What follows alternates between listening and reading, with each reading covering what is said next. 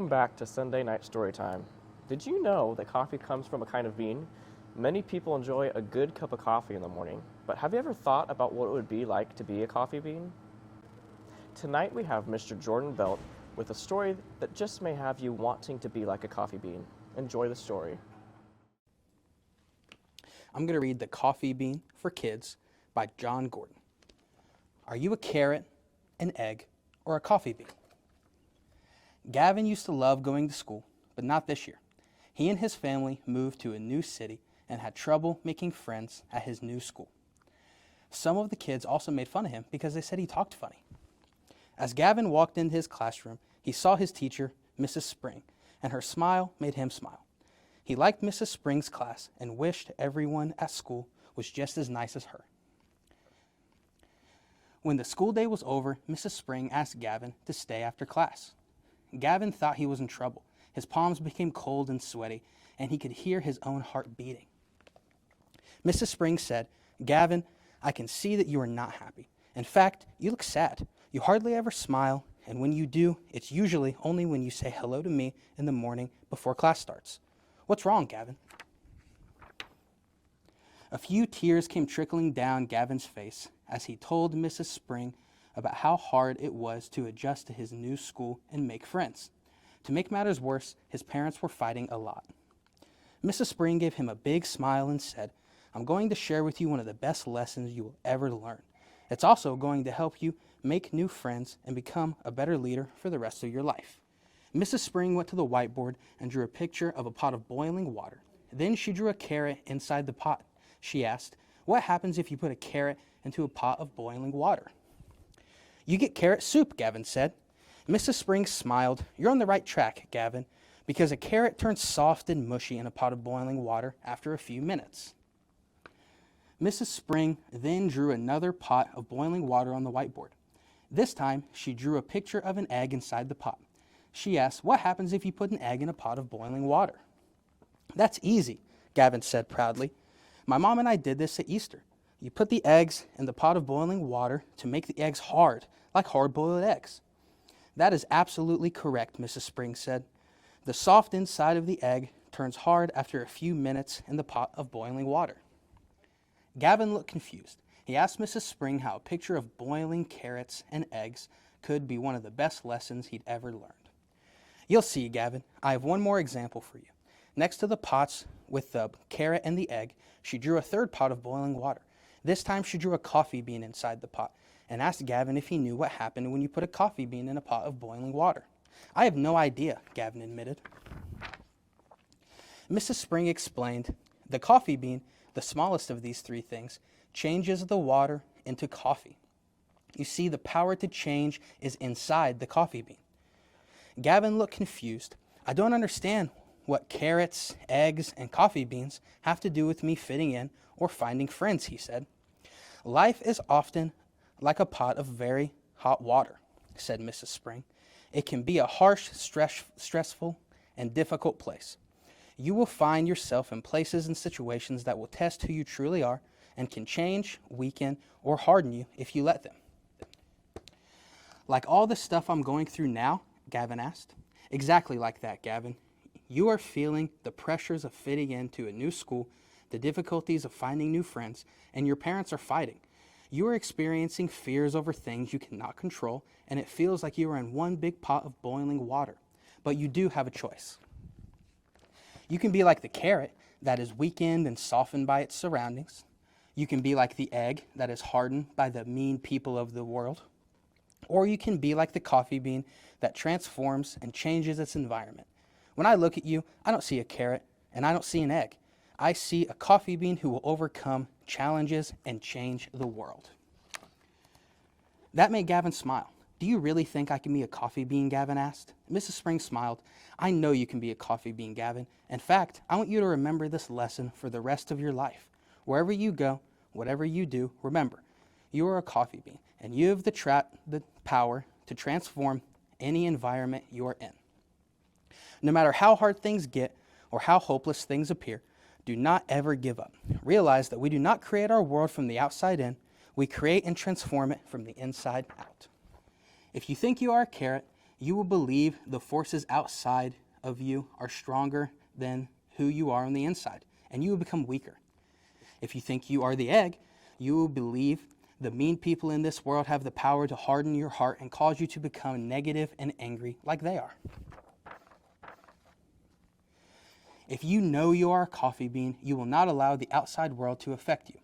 You will know that the power inside you is greater than the forces outside you. And with this insight, you will positively transform your world from the inside out. The power is on the inside. Be the coffee bean. Spring then opened a drawer on her desk and pulled out a coffee bean. Keep this in your pocket as a reminder of who you are and the power you have. The best is yet to come for you, Gavin. Gavin took the coffee bean, told her thank you, and ran excitedly towards the door. Wait, Gavin. Mrs. Spring stopped him. There's one more thing you need to know. Coffee beans are always smiling, even on days they do not feel like it. Do you know why? So they can be happy, Gavin said. That's right, she said. It's also for other people to be happy. When people see you smiling, they will smile back. Then other people will see the smiles and they'll start smiling too. Positive energy and smiling are contagious. Just like when I greet all the kids coming in my door every morning, I'm being the coffee bean, so you will all be positive little coffee beans too. Coffee beans attract other coffee beans. So now, go, Gavin. Go be a coffee bean, she said, as Gavin ran out the door. When Gavin's mother picked him up from school, she noticed how happy and excited he was. She asked him what was different. So he told her all about the coffee bean. From now on, Mom, I am going to be a coffee bean. The next day at school, Gavin was all smiles. He noticed that it was working. Other kids were smiling back at him. When he got to Mrs. Spring's class, he high-fived her with a huge grin on his face. Mrs. Spring knew he was feeling the awesome power of being a coffee bean. At the end of the week, the snow truck came to school. Many of the kids rushed out to buy one. Gavin was standing in line for his snow cone and noticed a kid with special needs standing alone. He had an idea. He went over to Mrs. Spring and asked if he could use his snow cone money to buy the other kid a snow cone. Mrs. Spring smiled and told him that it would absolutely be okay. That is definitely a coffee bean thing to do, she told him. Gavin was a little nervous about meeting a new kid, but he went over to the boy and introduced himself. Before he could say a word, the boy smiled and stuck his hand out. Hi, my name is Michael, he said. What's your name? This was easier than Gavin thought. Michael was really friendly. Gavin shook Michael's hand. I'm Gavin, he replied. Do you want a snow cone? Michael kept smiling and nodded his head up and down. I love snow cones, he said. Gavin and Michael walked over to the snow cone truck to buy Michael a snow cone. Gavin didn't get to eat a snow cone because he only had enough money for one. But the best treat of all was watching how happy Michael was eating his snow cone. Wow, Gavin thought to himself, being a coffee bean feels good. A few days later, Gavin was at lunch, sitting quietly by himself like he always did. But even though no one else sat with him, he was not sad. In fact, he was smiling, just like Mrs. Spring told him to do. As he was opening his lunch kit, he noticed a girl standing next to him. Hi, I'm Clara. Do you want to sit with me and my friends? She asked. Gavin couldn't believe it. Clara was one of the smartest and prettiest girls in 4th grade. They were in Mrs. Spring's class together, but they had never talked to each other. Now she was asking him to sit with her friends. Sure, he said. Clara walked with Gavin to the table where she ate with her friends. She introduced Gavin to each one of them. Gavin, these are my friends, Peter, Maya, and Priya. Everybody, this is Gavin. Everyone smiled and said hello. As soon as Gavin sat down, all the kids took turns talking to him. He barely had a chance to eat his lunch because there was so much conversation. Gavin could not believe his luck. Until today, he had no friends. Now, he had a table full of new friends. When the table got quiet, he asked Clara, why is everybody being so nice to me? All the kids at the table looked at Clara. She smiled and said, we noticed you've been smiling a lot and looking for ways to help others. Like the other day when you bought Michael a snow cone. That was very kind. My mother tells me all the time that being kind is the best thing you can be, and that's a choice. We are always looking for other kind kids to be our friends. Gavin knew he had made his new friends because of his choice to be a coffee bean. I'm a coffee bean, he said. It sounds like you are all coffee beans too. The kids looked confused, so Clara asked Gavin what it meant to be a coffee bean. Gavin told everyone at the table about the lesson Mrs. Spring taught him, about the carrot, the egg, and the coffee bean, and about how being a coffee bean would attract other coffee beans and create positivity. That gave Clara an idea. Gavin, this is something we should share with all the kids in school. In fact, we could start a coffee bean club and go find other coffee beans. We could turn this whole school into a big pot of coffee. After school, Clara and Gavin talked to Mrs. Spring about the coffee bean club. Mrs. Spring thought it was a great idea, and they agreed the club would meet before school started. Clara, Gavin, and their friends began to tell everyone about the first coffee bean club meeting. They made flyers and went around telling kids in every grade about the carrot, the egg, and the coffee bean. At lunch the day before the first meeting, they even made a coffee bean song. When the morning for the first meeting finally arrived, Clara and her mom, Mrs. Kendall, arrived at Mrs. Spring's classroom extra early with some healthy snacks they had made the night before. When the kids started arriving, Mrs. Spring was all smiles as usual. Everyone was surprised by how many kids showed up for the first meeting of the Coffee Bean Club. Gavin was so excited to see Michael show up too.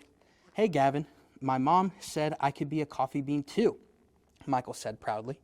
Mrs. Spring started the meeting by telling everyone the main goal of our clubs are to be kind to everyone and always be positive.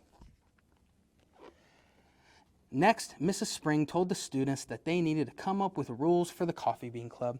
Clara raised her hand. "I think the first rule should be help others," she said. "This means that you look for carrots and eggs and try to help them become coffee beans too." The kids clapped in approval. So Mrs. Spring wrote on the board, rule number 1, help others.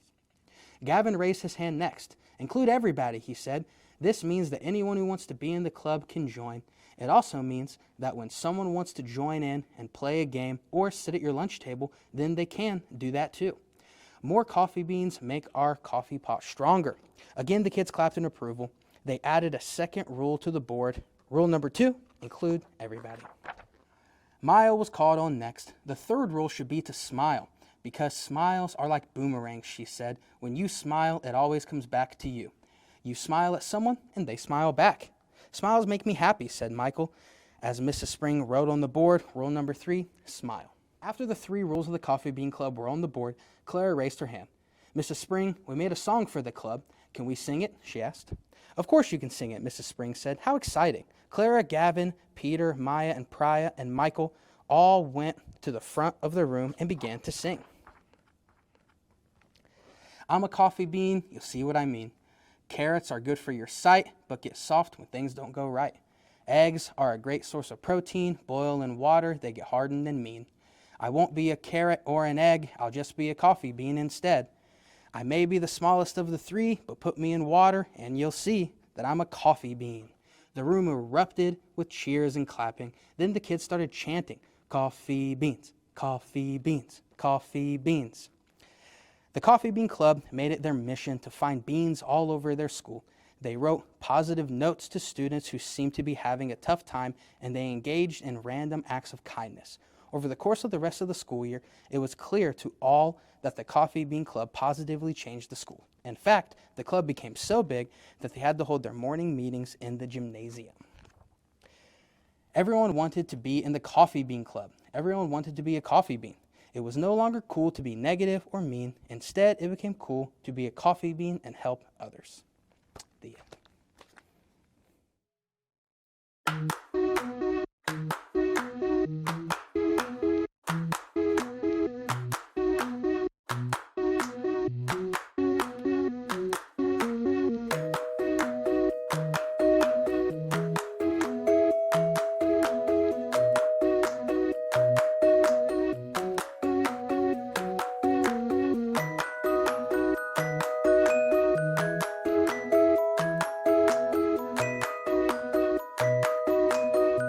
Thank you for tuning in to Sunday Night Storytime.